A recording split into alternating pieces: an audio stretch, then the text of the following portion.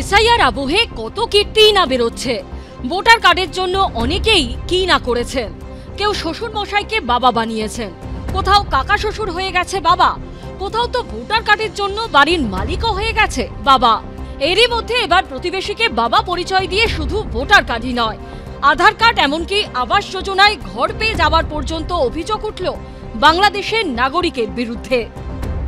বাংলাদেশি এক ছেলে আমাকে বাবা সাজাইয়েছে। স্থানীয় সূত্রে খবর, বছর 15 আগে বাংলাদেশ থেকে এদেশে আসেন মাহবুব দফাদার নামে বাংলাদেশের এক নাগরিক। উত্তর 24 পরগনার বসিরহাটের নারায়ণপুরে পরিবার নিয়ে বসবাস শুরু করেন তিনি। অভিযোগ, কয়েক বছর আগে প্রতিবেশী জিয়াদ দফাদারের থেকে নথি সংগ্রহ করেন বাংলাদেশের নাগরিক মাহবুব। সেই নথি জাল করে প্রতিবেশীকে বাবা পরিচয় দিয়ে তিনি নিজের ভোটার কার্ড তৈরি করেন বলে অভিযোগ। প্রতিবেশী জিয়াদ দফাদারের দাবি, বিষয়টি জানতে পারার পরই প্রশাসনের নানা স্তরে জানিয়েছিলেন তিনি, কিন্তু সুরাহা মেলেনি।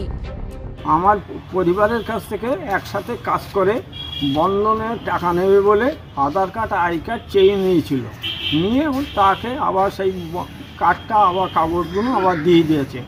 দিয়ে দেওয়ার পরে 1 বছর পরে দেখছি ভোট দেওয়ার সময় মাহবুব দফাদার সে আমার ছেলে হয়েছে।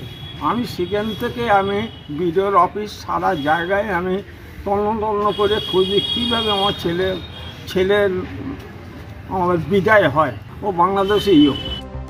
শুধু পরিচয়পত্র তৈরি করা নয়, পরিচয়পত্র ব্যবহার করে আবাস যোজনার বাড়িও মিলেছে বলে অভিযোগ।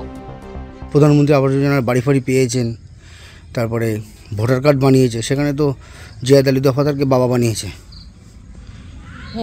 হ্যাঁ, তাহলে এটা তো অন্যায়। তো তখন হচ্ছে তোমার বুঝতে পারিনি, করে ফেলেছিলাম। মাহবুবদার বাংলাদেশের বাড়ি কোথায়? ডুমুরিয়া। ও, কোথায়? ডুমুরিয়া, বাংলাদেশের ডুমুরিয়াতে বাড়ি। একজন বাংলাদেশি নাগরিক কিভাবে এদেশে এত সহজে নথি বানিয়ে ফেললেন? এখানে ঝুনু মুনু সোনা ময়না কত ঘুরছিল, শাঁখা সিঁদুর পরে সব বাজার থেকে গায়েব, কিন্তু হারিয়ে যায়নি, এখানেই আছে। কেউ বাংলাদেশের সীমান্তে যায়নি। 30 লক্ষ লোক ঘুরে বেড়াচ্ছে ওই রকম, তবে অন্য রাজ্যে পাচ্ছে না। দুর্ভাগ্য এটাই।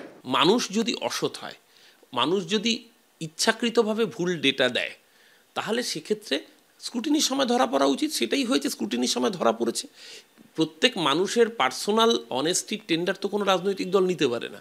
একজন মানুষ অস্বচ্ছতার আশ্রয় নিয়েছিলেন, তার বিরুদ্ধে লিগ্যাল অ্যাকশন কাজ চালু করা হয়েছে এবং তার প্রসেস ডিটেক্ট হয়েছে এবং তার নাম সেখান থেকে বাদ যাবে।